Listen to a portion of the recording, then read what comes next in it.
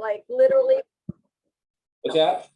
Do you know them like literally and or like face to face or just on camera face to face? Just on voice and yeah. Yeah. Yeah, I have a few people that are friends that I know just on Facebook.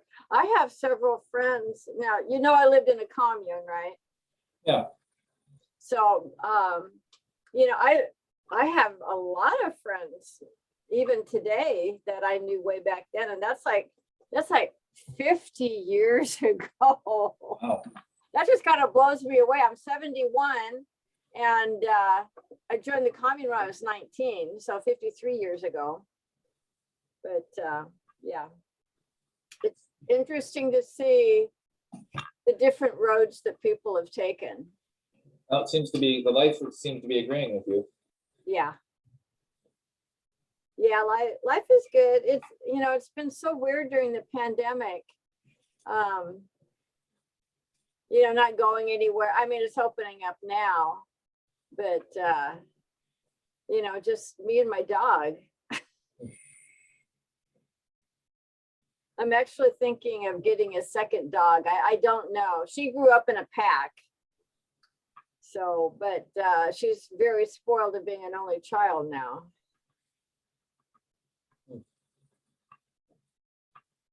All right. Well, Is Laylee going to do a pass through?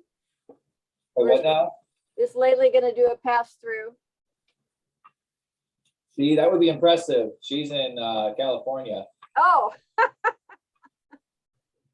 She left yesterday.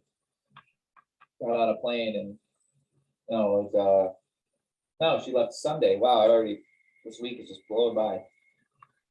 wow. I haven't been on a plane in a really long time. Really, really long time. Oh, I know when it was. Andrew was still alive, and we went to Hawaii for my sister's funeral. Okay. Gosh, that was a sudden and shocking death. She was taking the trash out and she tripped and broke her neck and died. Wow. Yeah. All right. Okay. Well, it's you and me, kid. Yep. So that graph behind me. Oh, yeah. This is a graph of something called bifurcation. Yeah, I know the word. Okay, so a bifurcation graph is a type of math problem that describes systems that are limited by their environment in some way. So there's a boundary, as it were. So whatever that boundary is, when nature interacts with it, it produces this kind of shape when it tries to find answers. So this is the kind of shape that you'll see everywhere. It's in leaves. If you look at the veins inside leaves, they are bifurcation. If you look at the way roots grow in plants, that's a bifurcation. Your nervous system is a bifurcation. The circulatory system follows bifurcation. The cells of the way that your lungs absorb air, the shapes of that is a type of bifurcation. The distribution of planets and stars and galaxies across the observable universe also follows a bifurcation map. So everything that exists everywhere, as far as we know, has a relationship to bifurcation mathematics. And all that is saying is that everything is limited by its surroundings, given the right parameter of measuring those surroundings. So you could make temperature the parameter, and then everything that changes with temperature becomes one thing. Or you get the idea. I don't need to go into that. But the point is that this pattern pops up in a lot of different ways. And one of the things that's interesting about it is when it starts, there's only two choices. Right. And then there become four. Right. and then Yeah. 8 and 16, but it doesn't go 32, 64. No. That's not how it works. That would be too easy. So each one of these points here, that if I can try to point these, there we go. Each one of these points where you see this little graph where it splits, each one of these is called stable solutions. Okay. And one of the things that'll get people in trouble when they try to understand this is the stable solution is not either of these points. Either of those points are just a tiny fraction of the stable solution. The stable solution is the entire curve. Okay, so that's the stable solution, which means these are the paths that work. So anything that is not on this stable solution falls off the graph and doesn't survive. It's a very Darwinian type of thing that the data that doesn't belong follows. It's not stable. It falls away. So what that means is that if a person knew the equation for this line, this specific curve right here, if they knew the equation for it, they could find any point on that line. Now, if a person knew every point on this line, they could find the equation for it. Because that's all math is. Math is relationships, equivalence. So that means that for this solution to exist, there needs to be complete knowledge of either every point on the line individually, or there needs to be a representation that catches all of that by an explanation. So I'm going to go back to that concept in a minute, but I want to keep talking about stable solutions because it ties into the overall map of how bifurcation works. So at each of these stable solution points, here, so this is one stable solution. This is the second set of stable solutions.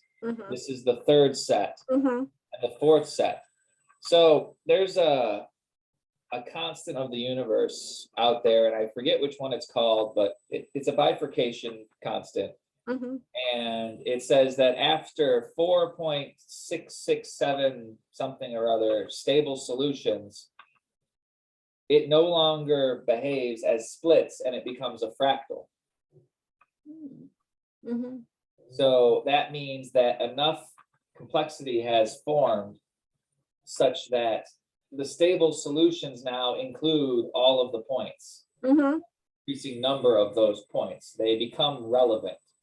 Whereas down here, there was an extreme lack of relevance because, now I'll get to the because later, but here, there's only one way to make it work. Right. And then from there, you have options and so on and so on. So the other end of this graph would be a line that goes to 0 and just stays there permanently. So that's another way of thinking about this. This is not a guarantee or a promise. It's a map. And it's an incomplete map. This is the map to success. There's a lot of points on this map that just fall off. And while it gets easier, the farther along you go to stay on target, because there's more places where you can land and find something that's on one of the solutions. Here, that's not, they sink or swim over here. So you either get it or you don't. Right. Here, you get to be clever and you know the rules well enough to actually use exceptions because you're doing things that are out here. If you're over here and you're missing this core point and you're trying to talk about something over here, it's not built on anything and you don't get it because there is no getting it without the thing you don't have. Right. So that's a way of explaining that data. So why do I talk about that with free will? Well, there's a lot of different ways that you can describe things. Metaphors and stories are just linguistic tools that we use to convey a behavior or an idea.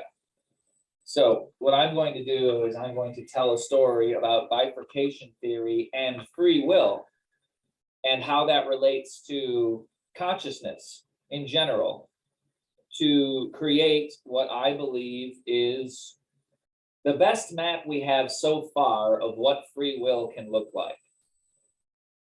So that's kind of the ultimate goal is when you have when you combine bifurcation and free will, you can map the potential of free will and turn it into a math problem. And it has rules. And when it has rules, that means that there are certain parts of the process you can use to fill in gaps of knowledge.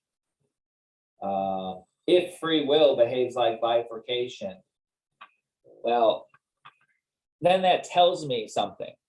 That tells me that there is a baseline where a choice is made right at the beginning. Right. So it also tells me something about that solution, because look, this solution, if this is a straight line, this here is a positive X solution. And then this is as heavily into math as I'll get, I promise. This is, I'm a math geek. so this is the square root of X on bifurcation. That's how the positive solution is discussed. This is the square root of negative X is the other part of that solution. So what that says is that if your goal is to navigate this and to end somewhere here at a specific point, and you don't understand that there is a positive route and there is a negative way to understand your route, your solution lacks the complexity to be the stable solution. You need the X and the minus X for it to count as a stable solution. So that's kind of the point here is if you don't see both sides of anything, you don't have it. Mm-hmm. And that applies to anything that somebody won't discuss. But let's talk about that in terms of free will specifically. So we're going to talk about a couple of definitions for free will, and this is a big topic, so that's why there's a whole lecture on it. We do 10 lectures on free will. A lot has been said about it, but I'm just going to stick to the stuff that I've said about it and the stuff that's been close to that. So free will it needs a definition. So I guess one that's going to have to work is the ability, we'll start with the simplest explanation, the ability to do what you want. Well, that's not exactly free will because you might want something you can't do. So that doesn't work. So a free will is not a freedom from causality. There's rules. So you're still bound by the rules of the universe. So your wishing is not a part of free will. So the ability to think into the future is a component of free will, because why else would you need it? Time, the passage of time is necessary for free will to exist, because free will can only exist at and after and before a moment of choice. When there's no choice, there's no will at all. So let's talk about what that means, because that's a very specific phrase. When there's no choice, there's no will at all. Well, the problem that a lot of folks run into with free will is they don't have the choices they want. Right. And they don't think they have the choices they do. And they will get mad at anybody who tells them different. Why? Because they're down here. They're in the solutions that don't work. That's why. They're at the bottom and they're angry. They don't know why. So they have enough sense to recognize they don't get it. And they have not enough self-awareness to recognize that the reason they're upset is because they don't get it. That's the bottom line, is that's a clash between our very accurate ability to measure our standing in any hierarchy, which it doesn't matter who you are. You can take a kindergartner and put him in any room, And after half an hour, that kindergartner is going to tell you who the popular kid is and who the loser is. They might be wrong, or they might be dead on. But the point is, there's a sensitivity to that. And that sensitivity is cranked way up when the thing that's not working correctly is us. That makes very intense feelings. And shoot the messenger is usually, it's not an uncommon response. If I feel a certain way, and it's only when that person comes around, then I'm going to think that person makes me feel a certain way. When maybe that person just always talks about a subject that I'm uncomfortable with, and that makes me appear vulnerable, vain, and foolish. And so every time that person is around, I'm reminded of my own vulnerability, vanity, and foolishness. And rather than view that as a reflection on what I should be thinking about, I just say, that guy's a jerk. That guy's got it out for me. Thinks he's better than everybody. I'll show him by sabotaging my life somehow. Yeah. Yeah. Like, that's where it goes. I know. I'm going to be miserable, huh? What do you think about that? So I'm joking, of course. Obviously, there's reasons to be I know. in pain over a thing, but because somebody said, I don't think your idea is correct, and I want to talk about where we're different, if that puts you in a state of depression, then your survival is being artificially maintained. You are not strong enough to live in the world as it is, if that is true.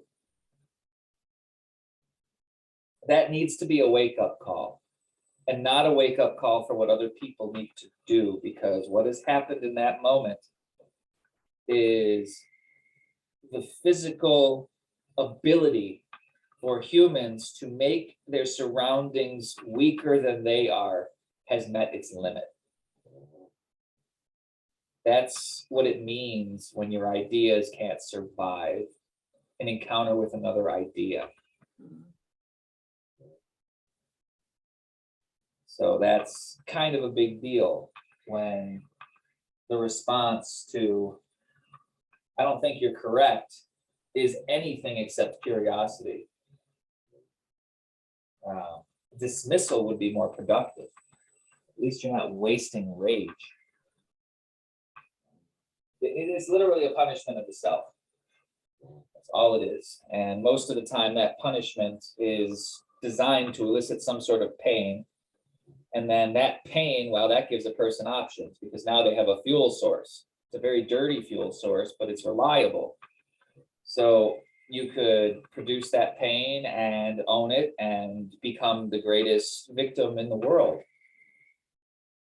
Why? Because you hurt so much, you should be listened to.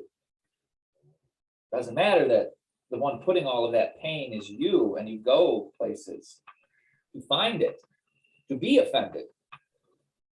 That's a parasitic, a cognitively parasitic way of sustaining your own consciousness.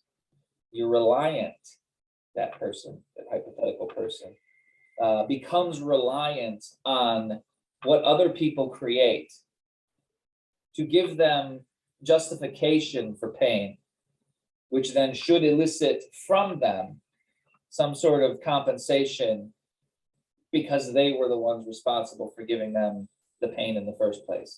It's a very weird way of begging. Yeah, it's almost like the pretending to be mentally ill so no one will give you $1 to go away. Like, polite society ignores it. And when too much of polite society ignores the rest of society, well, society changes. And that is when that transition happens, where you find people that are just,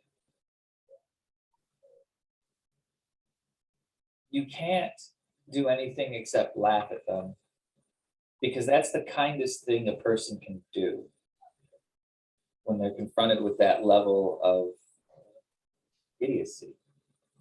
Yeah. That self-aggrandizement. where pain is the highest virtue that they feel, and the world bows to them because they have enough of it. Not that's not one of the solutions that survives. And if it does, it's only because they've hung on to somebody else who is further along and has more stability, that they're not only strong enough to support themselves, but also some of that nonsense as well. So let's talk more about free will then, choices, right? Free will is when a choice is made, and the person has equal freedom to choose from any of the available choices. So that is a moment of free will. And free will has a life of its own. So free will follows this here. So at the very beginning of this, before there's anything, there needs to be a thing that is going to be bound by its environment. That's why bifurcation works. It is a mathematics of systems that are enclosed by their environment. So we need a thing and an environment for this to work. So the thing is free will. The environment is available knowledge. Okay, that's how this works. So the thing is free will. The environment is the available knowledge. So we'll start at the beginning here. Something new happens that a person has not made a choice about. It could be relatively minor or it could be relatively major. But let's say that, I don't know, a person reads a book and they have to decide now, what was the meaning of the tractor in chapter 5? Well, they can't use their memory to give them that answer because that answer hasn't been created for them yet. In fact, the purpose of the question is a prompt for them to create an answer. So that moment right there, what was the purpose of the tractor? That's this here. So now they're on the map, okay? Free will has just been born because a choice was presented. So it's the birth of free will, and it's here. And there's a lot of right and wrong answers to that. Like someone could say the tractor is about aliens, and one could say the tractor is about the North American Revolution, and one could say that the tractor is a symbolism of communism, and the tractor is a symbolism of capitalism, and the tractor is a symbolism of Jewish oppression or Arab oppression or American oppression, or you name it. And all of those answers would be wrong. Why? Well, because there's actually a right answer to that question. The author knows what the purpose of the tractor was. He wrote it. He knew exactly what he was thinking. He knew his motivations. He knew what influences were tied to that. So, starting with that, there's going to be a set of data that follows that overarching reason that the author had for making that tractor there. The author just has it. He's got the full picture, so he's got the equation. But if a student is paying attention and they study all of this data about the tractor and all the times that the author's life touches that theme, they can start to put together a shape. And maybe it won't be so nice as this. Maybe it'll be here and here and here, and maybe out of like 20 points, they'll have this kind of horseshoe-shaped concept. And from there, they can say, well, all of these things have this in common. Then that person, once they have that information, would unlock this stable solution, which means they've got the basic idea correct about what the author intended when they wrote about the tractor in chapter 5. They have it. So everything else becomes irrelevant. But what about the this and that? Doesn't matter, it's wrong. But you can make a great case for it. Fine. Doesn't matter, it's wrong. But I used a lot of words and I feel really good about it. Doesn't matter. It's wrong. Because there's a correct answer and there's an authority on that answer which is accessible. So not everybody gets to be right there. The person invented the universe where this question has an answer. He gets to pick what the answer is. So Now, this group has this answer. Well, say you've got a group of really smart students and they say, well, hang on, if we look at this information, we give these choices. So now they have an additional degree of freedom compared to the person who only sees one choice, compared to another additional degree of freedom from the people who don't see the right answer as a choice at all. So now what happens when you get to this next level? Well, now there's 1, 2, 3, 4 things to understand. So not only do you need to be able to understand points like this, but now you need to be able to separate a group from here and a group from here and have both of those groups be correct. And then you've got the second stable solution. So now this group can talk about the geography of where the author grew up and the fact that his grandfather worked at a tractor factory, which would explain this, and so on and so on. So they would be able to build this increasingly elaborate and specific theory that is perfectly consistent with this simple point right at the beginning. Mhm. But without that point at the beginning, none of the rest can happen. It's never born. Right. So that's kind of the way that free will behaves. Meaning, there are choices that exist where there are more than one answer. And some of those choices produce different results. So, talking about free will,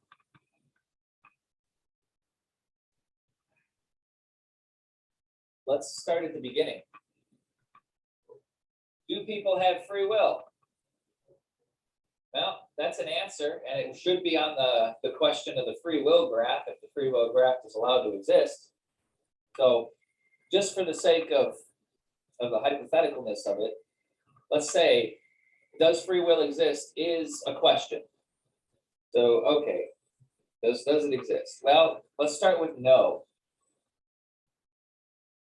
Well, I didn't have any choice but to say that. You're going to listen or not listen, and that is what I do. So maybe I just go turn my computer off, grab a case of beer, and live the rest of my life on an island somewhere because that's what I was going to do anyways. Now that'd be nice. I'd even take myself up on that offer someday. But the point is, if you can decide, free will has to exist on some level. So let's make the question more specific then, because that's not going to be sufficient to challenge the if I can't have all the free will, nobody gets any argument that you hear out there. That's the childish phrasing of that, because it sounds a lot more dignified to say, well, if God knows everything I'm going to do before I do it, then doesn't that mean I don't have any free will? That sounds like a smart question. I've heard it. But and of course you've heard that. That's almost a respectable question. But what that question also means is nobody gets more free will than anyone. Everybody should have the same free will. If I can't have all the free will, I can't have any. So if we're looking at this map here, there's only one point on this map. So the question is, there's two questions really. Is one, okay, we've talked about God and free will. That's common. You're going to hear talks about God and free will all the time. They're like chocolate and peanut butter, those guys. So when people talk about God and free will, they're not talking about God as much as they're talking about a specific quality of God, which is his omniscience. All right. So let's assume there's a creature that exists that knows everything, including the fact that I'm talking about him right now in the most flattering of terms. That knowledge would be infinite. So I still think free will should exist. So that means that my definition of free will needs to include an explanation that talks about infinite knowledge. So that's going to be what I'm going to do. Because when we look at a bifurcation map, there's a way of figuring out the size of these solutions, and that's by taking an integral. So an integral is a math thing. It's this little S doodad, and it works on things that change over time. That's how integrals work. So they add up the sum of all the things which are changing over time. So say you have a faucet say you have a faucet that has a large dial, and as you increase that dial, the water pressure goes up. Well, I think we understand that. So if you wanted to take an integral, if you wanted to know how much water came out, and you didn't have a bucket, but you knew how fast your water was flowing, and you knew how much it increased when you turned that, as your water goes up, the rate of change based on how much water is, the acceleration of how much water is coming out, gets factored into the problem. That's what an integral does. So it takes those very complicated and messy things which add up and change their states over time. It simplifies them in a way that gives you a consistent readout. So it's like a multi-dimensional compressor is what an integral is. So why do I talk about integrals? Because integrals measure change. So that means that there's a variable that can change. Mhm. So for me, free will can exist with a single point on that solution where free will doesn't exist, and it can exist across all different points from a subjective perspective if we use an integral with knowledge as the rate of change for how much free will a thing has. So integrals, they usually run from, in math, you're going to see 0 to infinity. It's a very popular set of limits for integrals. So that's everything that's real above 0. And sometimes you'll see from 0 to minus infinity, or minus infinity to plus infinity. That covers just about everything. So in the world of free will, you can't say, if I'm making the argument that free will exists, then I must be arguing against somebody who says it doesn't. At least if that person's hypothetical. So when I talk about the negative solutions for free will, well, that starts my argument from a position that free will doesn't exist. So those solutions don't, but think about it though. If I'm using the real world as an example, that's actually good news that that example is a nonsense example, because the same thing happens in the real world if I try to do that. Mm-hmm. If I want to build a company, my lumber needs to be a quantity above 0. It can't be a hypothetical quantity that's less than 0. That won't construct anything. That will only prove I have less than what I need. Mm-hmm. And it'll all be fictional.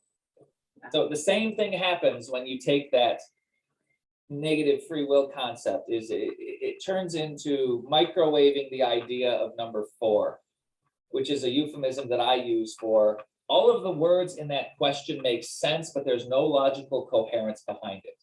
You're trying to microwave the number 4 so it can't divide anymore. Doesn't work. It doesn't work. But we're talking about I'll be right back. I'll be right back. But I'll take. I know you have to keep going. Okay. All right. Let me take a drink here. I'll keep going.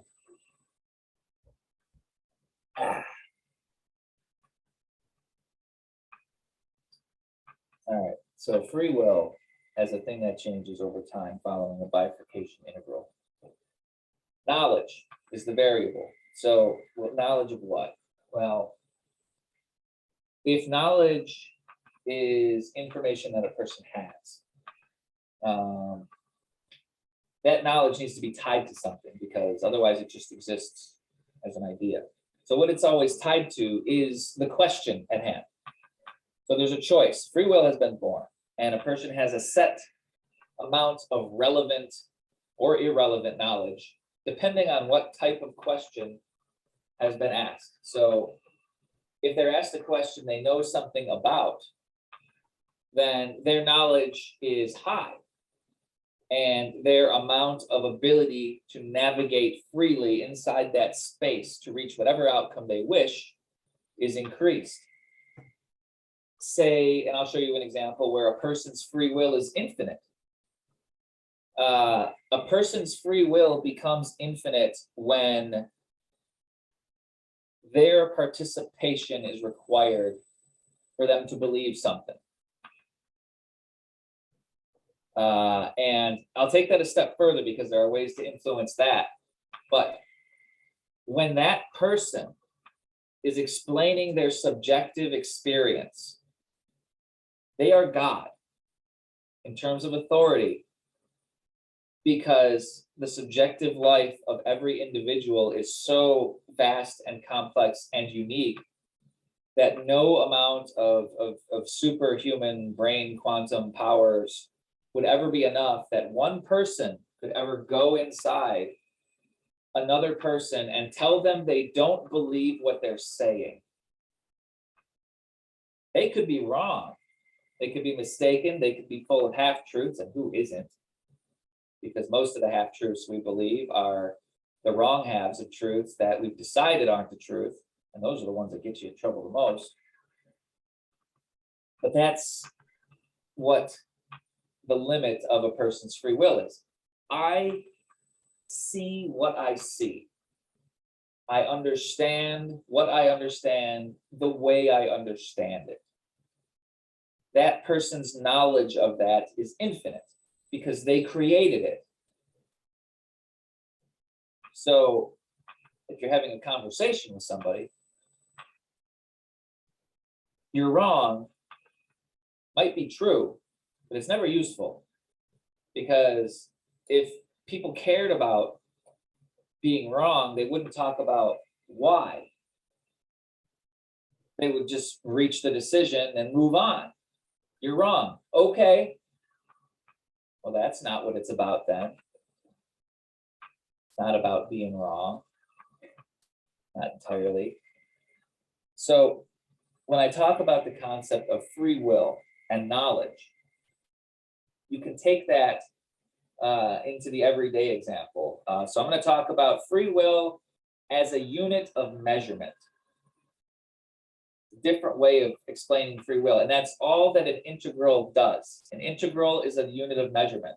It's a spectrum that fills up as you go from 0 to infinity on the scale of knowledge. So what that means is that doesn't break any of the rules with the folks that say, if God knows everything I'm going to do before I do it, then do I have free will? The answer is yes, and you don't have as much as God. Okay. So there's some folks that have a problem with that. I have a problem with God. I don't care. Take it up with him. Not my job to fix that. But we have in the middle between the absolute limit, knowledge of everything equals infinity, all the way down to no knowledge. So now when we look at this spectrum, it gets a little bit wider. Let's talk about cats. Cats have free will. People don't like that. Humans are supposed to be special and have free will, and they do. Guess what? They have more of it than cats. They have a lot more. They have the amount of free will that, I would say if we were comparing God's free will to humans' free will, it would be more on the level of bacteria.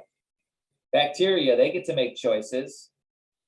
They're not very many, and they don't go very far. But bacteria have free will. Most of it's reactionary. I understand it's hot. I understand it's cold. Well, if you're a bacteria that has that, and you're born next to a mutant bacteria that doesn't understand hot or cold, well, that mutant bacteria is probably going to freeze itself or burn itself on that little microcosm of whatever bacteria do, because it can't tell the difference between things that make it live and things that'll kill it. So anything that stays alive has some degree of free will. And it's on that scale. Where it gets fun, tricky, goofy is here. So we're looking at the bifurcation map. We're understanding what can we do with free will. Well, if you're a shrimp or a dolphin, probably not going to be understanding the duality of humankind, or even the idea that the ideas we have create the walls around us, and we become our own worst jailers by the assumptions that we won't consider. Dolphins don't have that problem. It doesn't bother them. Oh, there's that noise comes over, and that means I need to swim away. Why? Because the dolphins that don't swim away get ground up in a boat propeller or something. I don't know. But the point is, the dolphins, they don't have the ability to harvest minerals from the earth and build scuba suits that work in reverse so that they can come and walk the land and learn about a world they know nothing about. No, they're dolphins. They swim and they eat fish. They squawk at each other. They feel things. We think they feel things. Okay, good. Feeling dolphins. We care enough about that to try not to ground them into tuna. So once you get to a certain level on the intelligence scale, then you start to bump into this. All right. And here's what's going to happen. Some people are going to get it. They're going to get it right away. They're going to get it by accident. They're going to get it because their family had it when they were born. They're going to get it for whatever dang reason that just means that they're born with everything they need to have this first set of stable solutions taken care of in some way, shape, or form. A lot of TV shows out there actually do a good job of mapping this. The Matrix, the first Matrix movie is a great example, how to free yourself from your emotions. There's papers and YouTube channels that have written extensive allegories about how the person's emotions trap them in a system where they are just constantly fed their own garbage until they realize they break free. Another new movie that did this well was Ryan Reynolds called Free Guy. Very charming movie about an AI that becomes self-aware. Oh. And it learns how to break out of its programming, and it talks about free will in some very similar ways. They use bifurcation maps as part of their graphics. They do a good job with it. But here's where the problem happens. Well, you get some people that get it, and a bunch of people that don't. And so the people that don't get it, and by the way, nobody gets it in every facet. When I talk about free will, don't think that I'm talking about a score that changes very slowly. Free will is a dynamic quantity because the knowledge that is relevant to a thing is constantly changing, which means that your knowledge, which is a fixed quantity, will change by comparison. It has to, unless you're transferring from one equal situation to the next. If your knowledge is a fixed quantity and you're facing two different scenarios, the difference in knowledge will be there, just mathematically. There's no sorcery there. It's just a transitive property of math. It's fine, I swear. So what that means is when I look in this direction, I've got 10 choices and most of them don't matter. But imagine there's like a little digital screen, like a readout, like the Terminator or something where there's a heads up display, and I can look at a thing and then there's like numbers that pop up. And whatever I'm thinking about, like say I look at my computer and I want to be a video editor in that moment. Well, all of a sudden my knowledge shrinks to everything that is relevant to video editing. And that's a finite space. and that is my domain of knowledge, to exert my free will in video. And you've seen people who have almost unlimited free will when it comes to video. They can produce reality that is almost indistinguishable from creation with their video editing and animation abilities. They have infinite free will compared to me, whereas I can make videos, I can do transitions. I have free will compared to someone who can't use the programs at all. I have limited free will. I'm down here somewhere. I put some time in, but I didn't learn the rest because there's a lot. So that's one domain. But then I say, well, maybe I'm not feeling like video editing. Maybe I look at my Wordpad instead. Well, now all of my writing skills become my knowledge. And then from there, I have goals of what do I want to write about? Creative, fiction, nonfiction, speculative. Do I want to do metaphysics, philosophy? In each of those situations, my knowledge changes. And so too adjusts my area where I can operate freely. So that's a dynamic quantity that follows us around. It's almost like we resonate this quantity, and how we choose to engage that resonance, well, that determines how much knowledge we have. Because if we have no knowledge, we're going to engage in a thing and it's not going to work, and we're going to be mad because we don't know why. And we'll think it did, or should, or that if it didn't work, it's somebody else's fault. Maybe it is. Probably not. At least it's usually a group effort. When one person is mad, it's usually a group effort. The person they tell you and themselves. That's the group for when the person is mad. So in that situation, you can see the differences in free will between two individuals, the same individual. So that's how free will can change inside a person from moment to moment. Another clear-cut example of how people know that free will exists in different levels is people keep secrets. If knowledge wasn't the thing that changed free will, then secrets wouldn't matter. Yeah. Why does a husband not tell his wife about his second cell phone? Now that's an easy answer. Yeah. Why does a wife pay cash during hunting season on the weekends? The dear wives is what I'm talking about there. The point is the intentional limitation or injection of information, when done strategically, influences outcome. And what other people will do with information is predictable enough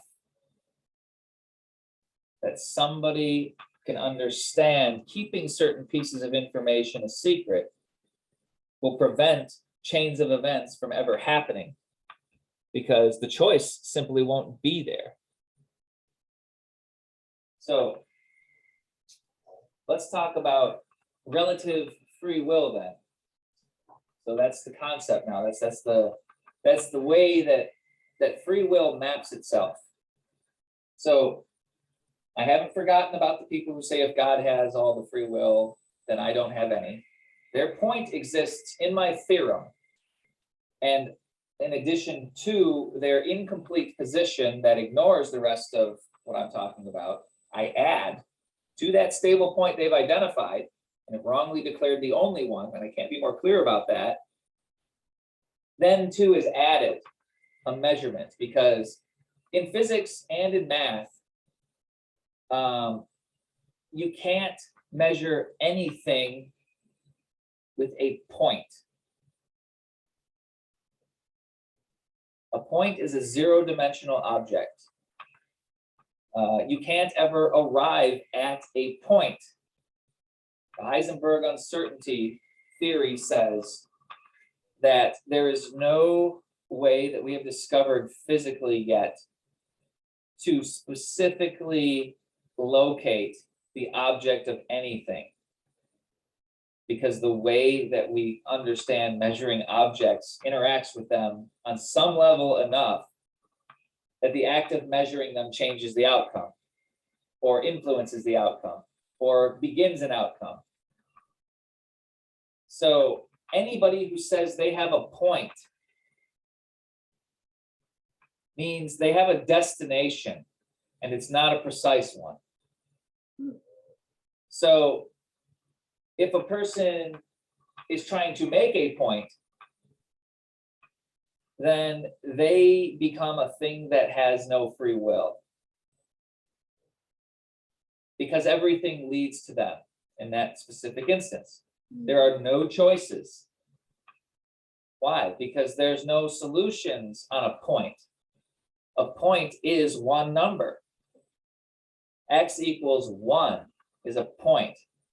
It's a very different point from x equals 1.001. Miles apart when you get to the scale of how small things can get. I think the smallest scale we have right now is, and I don't want to embarrass myself with the 10 to the minus power, but I do know that the Planck length is the smallest scale we can imagine. And there are more Planck lengths in a square meter than there are square meters in the observable universe.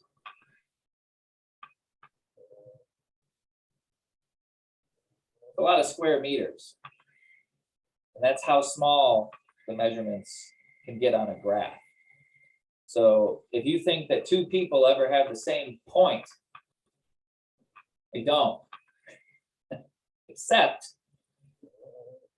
if they do something very clever, which is you can make two measurements. Okay, so we talked about this before when it comes to free will. If somebody has a point and they only make a point, everything goes to them. They don't move, they don't have free will. They're just a fixed quantity at that point. Now, say that you have the ability to span one of these solutions. Well, now you're not stuck here at this one solution that only you see. Now you can go anywhere on this line. And that's your degree of freedom. And then you can go here and here and here and here and here and so on. So that's kind of how that part works. Man, I felt like I lost my transition there. I was getting ready to transition to the next part. Where was I headed? Well,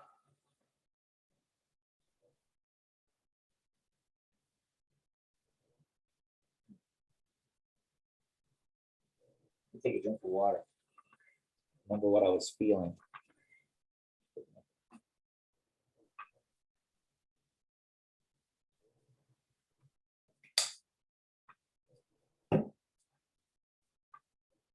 There we go, I've got it. So I was talking about points and lines and measurements, etc. So if you want to measure a thing, you need at least 2 points and some way to quantify the distance between them. So you can say this plus this point plus this point makes a line that covers everything. Okay, well, I understand that. So from x equals 0 to x equals 1, that makes a line. Well, I have that line, and anything on it I can understand. Well, let's say that I can do that. And let's say that I can make another point up here. So now I have this line and there's a third point up here. So now, because I made this line and I know this point that this person was trying to make, I can take this segment and I can measure a relative distance. I still don't know where this point is because I can't know. I do know that if this point is here hypothetically and I move X amount of spaces here, that gives me a hypothetical line of length this from here to here is all I'm saying. I have a hypothetical line from here to here. And if I can keep that scale the same, now I can say that from this point to this point, here's where it kind of falls. And that's not an exact process, but the idea is that over time, you can intersect line segments and reach stable points. The difference between somebody who's making a point and somebody who has stable points is the person who can come and go from those points from multiple directions. So if it's a point that they see because it's around them, they can't leave and they can only describe what it is. If it's a point they've arrived at through a reasoning process where they've intersected ideas that test each other and come out and produce a stable result, then that person can tell you how they got there, how they left, how the other idea got there, and how that other idea left. So they would have 4 degrees of explanation, which is here. 3, 4. 1, 2, 3, 4. 4 degrees. 2 in, 2 out for each one. Whereas this person here just says, nope, everything's here. And everything that person can touch is there. And maybe they even get somewhat up here. But all this stuff, they're not going to have any idea exists. And it'll sound like nonsense and it'll make them angry. And nobody has the full map. Because we're not God. And free will changes from moment to moment. So guess what? Whoever's God in the room, relative to you, changes from moment to moment. Might even be you sometimes. That's a scary thought. You are the ultimate adult supervision in an area regarding a task, and you would never know it. Would you be the person in charge of that? Should you be? Those are questions I can't answer. I don't have your free will. If you don't believe me, you don't have it either. So when it comes to a bifurcation thought of in this way, when it comes to understanding how free will functions, in the beginning, there's some very specific rules that need to exist for the idea of free will to exist at all, which means the relationship of knowledge to the relationship of intent. If that's missing, you don't have free will or a concept of free will. And then from there, you can expand and expand until finally, remember that number we talked about, that theoretical fractal limit of bifurcation systems.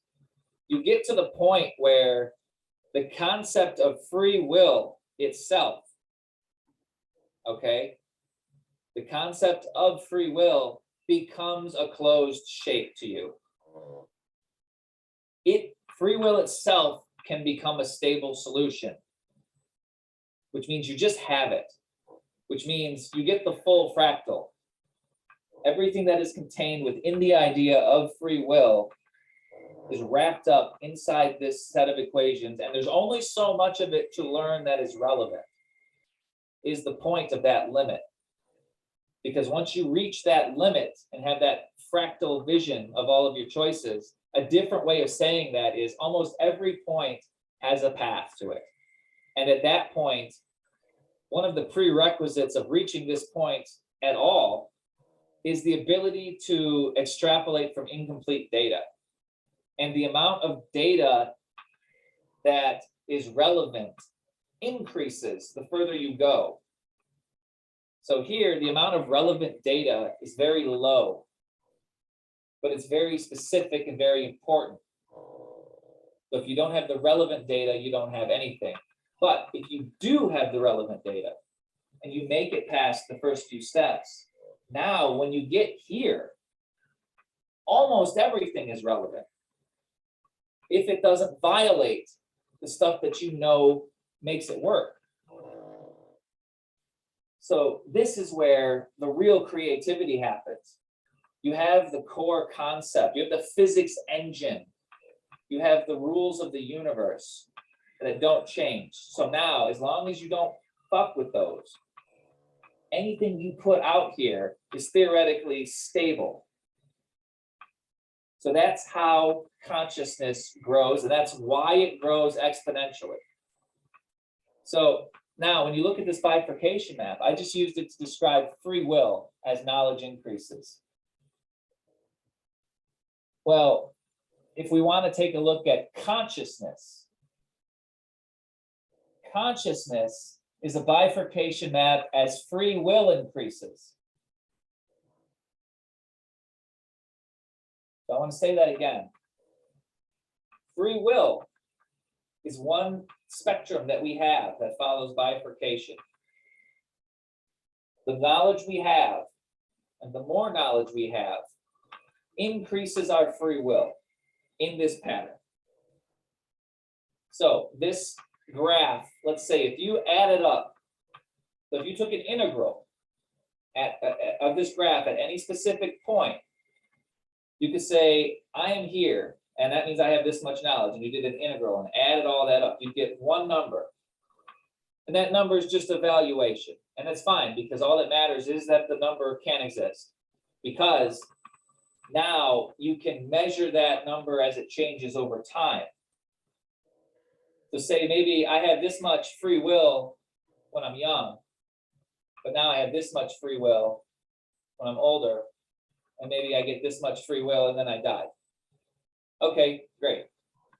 So if I were to take the integrals of these different points in my life and watch their behavior over time, I'm actually doing another integral, an integral of an integral, which is, it's like the difference between velocity, acceleration, and jerk. It's the rate of change of the rate of change. So it's speeding up, and it's speeding up at a faster and faster rate. So I'm speeding up by 1 mile an hour. So I'm speeding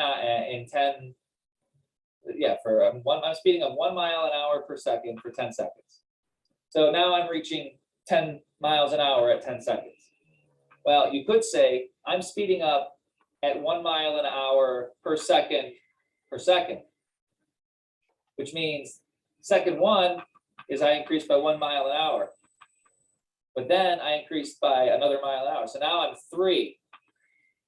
So then 6, and so on and so on. So by 10 seconds, you're at some really crazy high number because your rate of change was accelerating. So in the same way that velocity, acceleration, and jerk measure the behavior of the rate of change in those things, distance over time, so too does consciousness reflect a rate of change in free will, which represents a rate of change in knowledge. How are those three things linked together?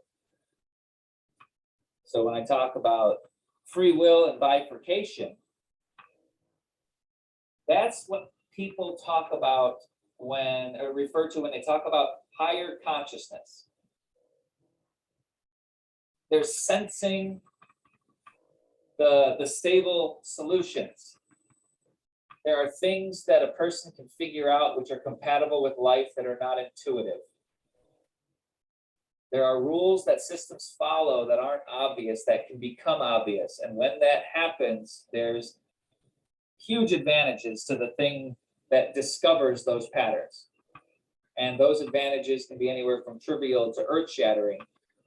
And we covered all that stuff in a different lecture, so I don't need to go into that. But the point is, the knowledge and the free will are not fixed snapshots. They change with time. They change in the moment. They're situation dependent. So my final, I guess, rebuttal against the argument that if God has all the free will, that we don't have any, is that definition of free will isn't good enough for a kindergarten pop-up book, because it's just too incomplete.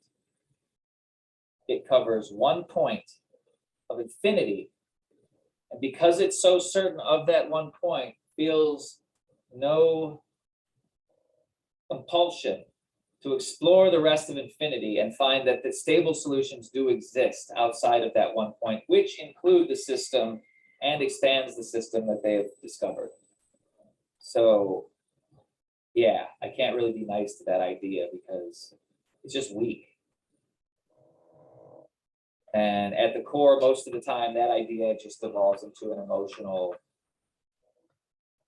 what sort of God would make a person? It's almost thinly veiled atheism, or self-loathing, or fear of authority, or fear of free will, fear of potential. None of that has anything to do with the math of how this stuff actually can be observed in the universe. Very easy to point to examples of people who have a very high degree of free will and can seem to navigate the social structure to such levels that they can build resources and systems of doing things that benefit them in ways that the normal person just can't conceive of. Elon Musk has more free will than I do. And very little of that came from his money. He had the brain that let him find that money first. And now he's doing with it things that I couldn't imagine. And I would love to be a part of, because most of the things that he seems to want to be a part of seem to be pretty dang cool. Yeah. He's doing things that I would do if I had that amount of money, because I think ultimately they would be useful. So that's, but anyways, so when we come to free will, so it's not about the choices you have. It's not about the choices you want. There's no escape from causality. It's just, what are you looking at? What's the relevant knowledge? How much of it do you have? And so now that we've covered the nature of bifurcation and free will, I'm going to talk about a very, very specific example of free will that makes it usable, useful, more than theoretical. So we've talked about this knowledge-dependent system of free will, where as knowledge changes, so too does access to free will. You understand the choices you have. Well, most of the things that a person encounters are, well, do I do this thing or do I not? Is this choice good or bad? Do I buy the thing or not? So the knowledge, it's fixed. And once the knowledge serves its purpose, you really don't use it again. Not right away, not for a long time, probably, given most of it. When's the next time I'm going to need to remember a TV show that I made a pop culture reference to last week? I may be going to remember that 3 more times in my whole life. Maybe 10 if it was a really good one. But how much useless stuff, do we store as a one-shot use when it comes to our free will? So most of the time, by the time we get to a choice, it's too late for us to understand that choice any better than we already do. So we are at the moment of choosing. The limits of what we have to work with. And there's causality, there's consequence to that. So we're at the limits of what we have to work with, and those moments come and go all day. But when you take the choice of free will and use it to consciously try to understand the nature of free will, then you can understand the limits of a thing and learn how to expand it the same way you expand everything else. Except in the case of learning how to be a woodworker, my ability to make things out of wood increases. Using my free will to practice woodworking, using my free will to practice learning about free will, that makes me learn how to deconstruct the nature of free will and to give myself the ability to think about better and better ways to use it, create it, spot it, invent it, and so on. So this idea of free will it's not only does it exist, it's yes, it exists, and here's how you get more of it. And as a consequence, just so happens, while you're getting more free will, you're also going to be expanding your consciousness because the two go together. As your free will increases, so does your personal power. That's just true. The biggest guy in the room, metaphorically speaking, has the most power until a guy with a gun walks in and points it at him. Well, then the guy with the gun has the most power. And then maybe it's the old woman with her black belt in karate who that guy just ignored and you chop him in the back of the head. Well, now you've got all the power. And you probably do the right thing and give it back to the guy who should be in charge because he just lost it for a second and probably should have it if situation's bad enough that you had to karate chop somebody. So anyways, I digress. But the point is, if you use your free will to learn about free will,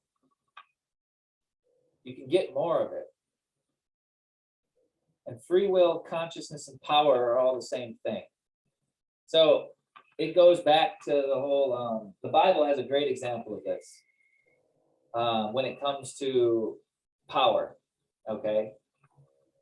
Solomon, King Solomon. I love the story of King Solomon because the whole shtick of King Solomon was that he didn't know how to be a good king. And he really wanted to be a good king. That was his job. And he just prayed to God and said, well, God comes to him and says, look, I'm going to help you out and give you a wish. So he's got the wish, like the literal wish. And he says, I want to be wise in the ways of dealing with men fairly. Yep. He wished for wisdom. He wished for free will. He wished for the ability to see how things were going to play out. He wished for expanded perspective. And what did God say? Well, he says, oh, that's a pretty good wish. You could have asked for a long life or death to your enemies or all of these other things, but you didn't. You asked for wisdom. And God says, well, I'm going to give you wisdom, and you're also going to get all those other things. Yep. That wasn't a reward for him wishing for wisdom. That was a consequence of him wishing for wisdom. Yep. If then.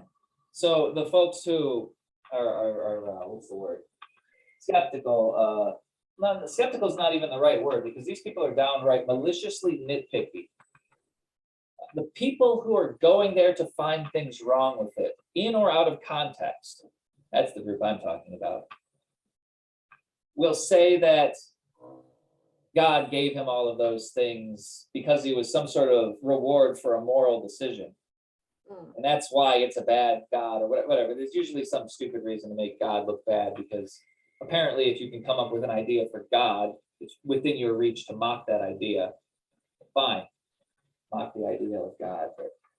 But the takeaway from people who are taking the book seriously is that if you have wisdom, you should have success in your personal matters. You should have relatively few enemies that are trying to destroy you.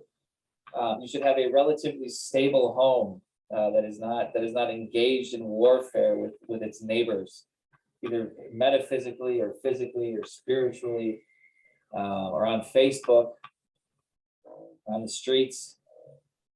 Those aren't marks of wisdom. So that was the point, the wish for wisdom. So the wish for knowledge, the wish for free will, well, that's a thing a person can aim at. Why? Because they have free will. Exactly. You can choose. The fact that you can choose to fuck with your own ability to have free will. Yeah. Shows that you have it. Yes. Yes. Shows that you can have more of it. And by extension of your personal success, proves where you are compared to everybody else. And some of that's circumstance and most of it's not. and I hate to say that.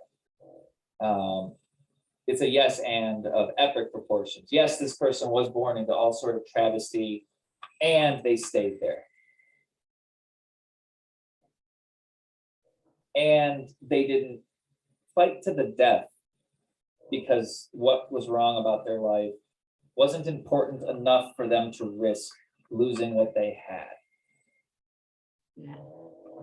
They acted within the limits of their own free will and courage. And some people are asked to be braver than they need to be. Some people are asked to be stronger than is fair.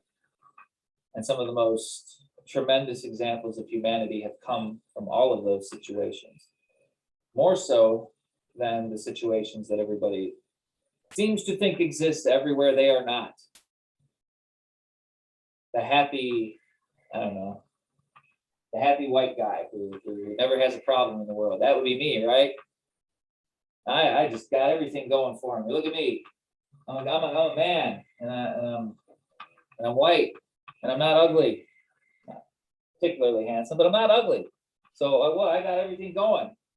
Well, other than a mom that killed herself, a depression, anxiety, ADHD, ability to socialize, not understanding other people, emotions that don't make sense. But no, it's fine. Why? Because of those two qualities. I'm white and I'm a guy. Really lucked out. But that's not how it is. That's not how it is. People only become caricatures of themselves when we need them to be weaker.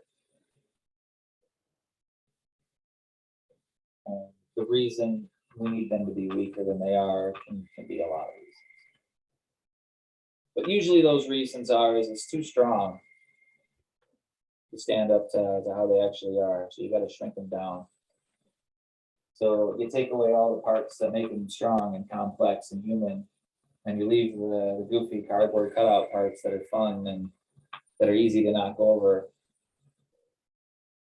And then you try real hard to make sure the person that you're talking to doesn't go outside those points that you set up for them to walk, because they have to play their part in this carefully scripted narrative that's been created, where their ability is somehow tied to you. So that's what happens. That's what happens when somebody finds themselves on one end or the other of one of these gaps. The distance feels real. If you're down here and you don't understand that other people matter as much as you do in their own opinion, if not more, and that presenting yourself in a way that is not equal or lesser will have a negative result. If that piece of the world is missing for you, then you're going to feel it when this person up here understands that this person might have been having a bad day. Maybe I was at fault. Maybe my blood sugar was low. Maybe there's a side of this I'm not seeing. Whereas this person over here, forget about it. They don't see the complexity. So they don't see the choices. So what happens? They have less freedom. This person has more freedom. They see the difference in freedom because people are very good at seeing that. Am I at the top of this situation or am I at the bottom? That's an old instinct. They sense the gap. They question it. Why? Well, I want what that person has. Well, that person says, I could be lying to myself and I better listen to other points of view. Guess what? That's this point right here. If this person does not ever reach that point, this person is going to be the villain. Why? Because they said they don't get to be the hero anymore. Only a villain would say that I don't get to be the hero. Or would a hero be the one that says you're your own worst enemy, and until you realize that, you're gonna die angry. Now, that depends who you ask. But anyways, so that's the topic of free will, how it ties to bifurcation, a little bit of how it ties to consciousness, and how you get more of it. So I'm trying to think if I'll just open it up to questions here, because I kind of covered the examples I was thinking about, but you might have different questions that would help. So do you have any questions about today's?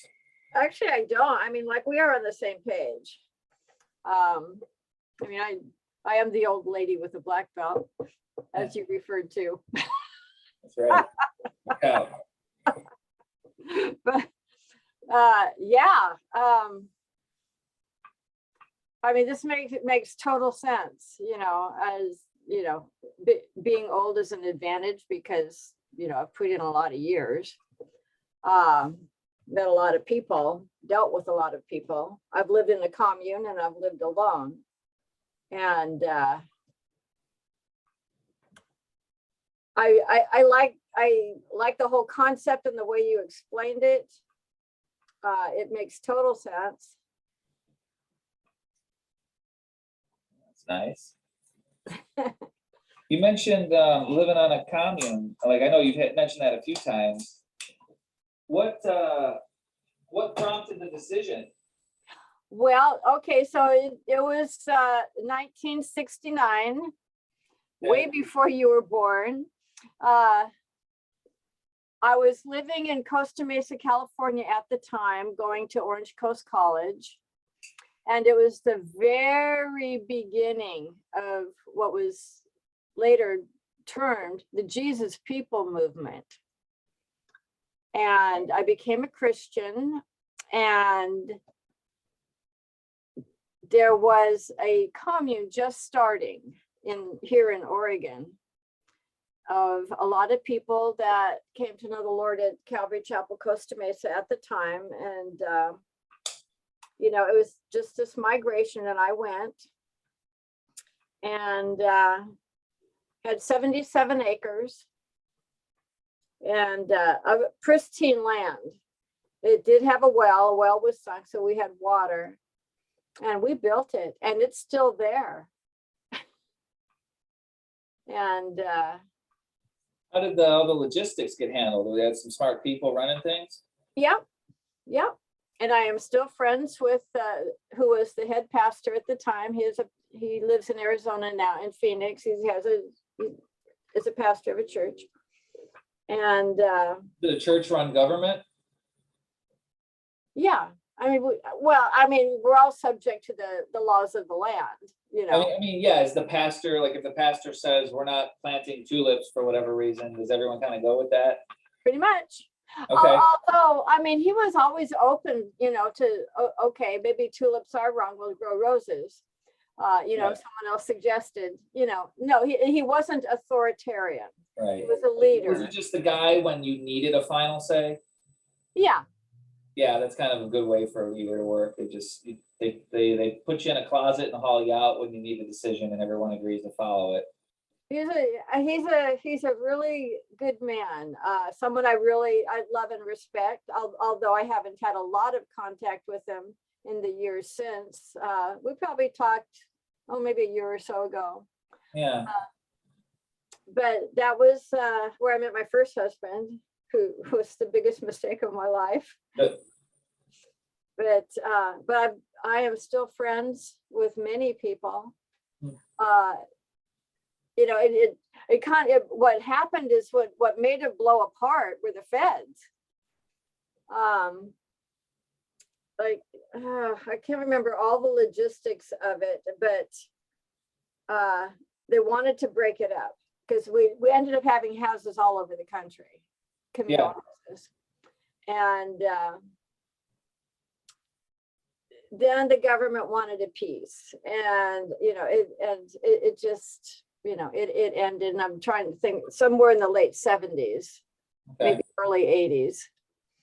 And but the land is still there. It's owned by someone else, but because we have two people buried there, we anyone who was part of that commune is allowed to come on the land anytime they want to.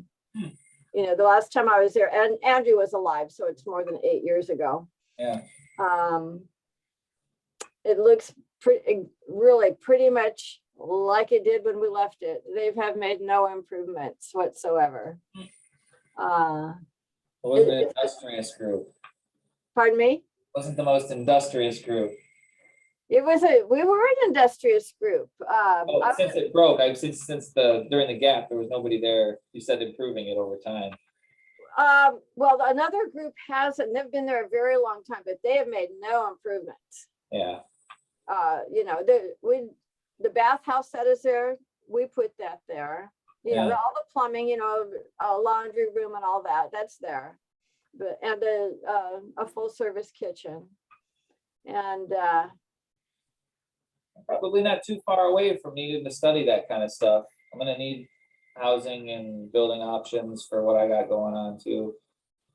They're not gonna be a full-blown commune, but there's definitely gonna be some sort of communal construct for people to come and go and learn.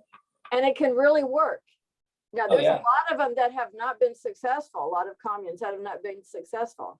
You need the bad guy to be the authoritarian, and nobody wanted to be that because that's what most of the communes made themselves to get away. So they took that concept of stable authority and vilified it, so they collapsed under their own weight. Yeah, I mean, we lived by biblical principles, and there's a hierarchy and a leader and all of that.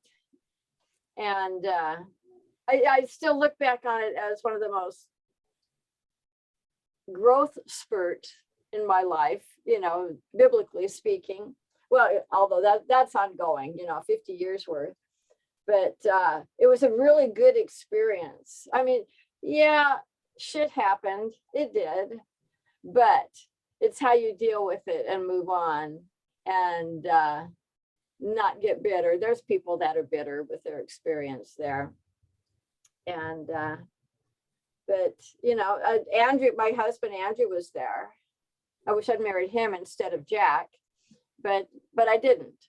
But we found each other way later in life. We got married in 2001 when I moved back to Oregon, and a spectacular man, just a spectacular man, the kindest, funniest man. Gosh, you know, I think we laughed more than we did anything else. And I don't have hardly any regrets looking back on my life. And I don't know how many people can say that. I have very few regrets. In fact, I would say I only have one, and that was getting married to Jack. You know, he fractured my skull. You know, I have problems from it now. So, but really, if I can look back over 71 years and say only I have one regret, you know, that's pretty darn good. It's pretty good. I try to keep the regrets to a minimum. Just Yeah. enough to keep you going. But I loved the subject today. That's, you know, it's good. That's really good. Well, thank you. Tony, looks like he fell asleep. Oh, he texted. I didn't want to interrupt you. No, I saw that. Okay. Right at the end anyway, so.